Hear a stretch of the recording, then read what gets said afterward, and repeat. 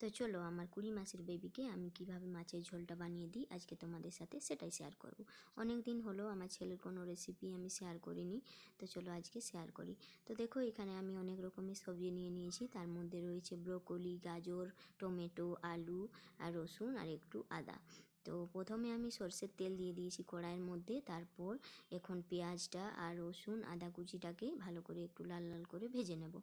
তো লাল লাল করে দেখো ভেজে নিচ্ছি এখন আমি।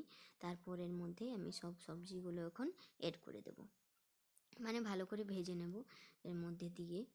তো তোমরা এখানে আরও অনেক রকমের সবজি এড করতে পারো, যেমন মিষ্টি আলু, মিষ্টি কুমড়ো, তারপর হচ্ছে মটরশুঁটি। এখন অনেক রকমের সবজি শীতকালে পাওয়া যায়, তো তোমরা তোমাদের পছন্দ মতো সবজি এখানে এড করো। তো দেখো এখানে আমি অল্প পরিমাণে হলুদ আর নুন আর একটু দিয়ে দিয়েছি জিরের গুঁড়ো, তোমরা দেখতেই তো পেলে। তারপর আমি এখন ভালো করে এটাকে ভালো করে ভেজে নেব। তো দেখো ভালো করে ভাজা ভাজা করে নিয়েছি, তারপর এর মধ্যে আমি দিয়ে দেব অল্পখানি জল।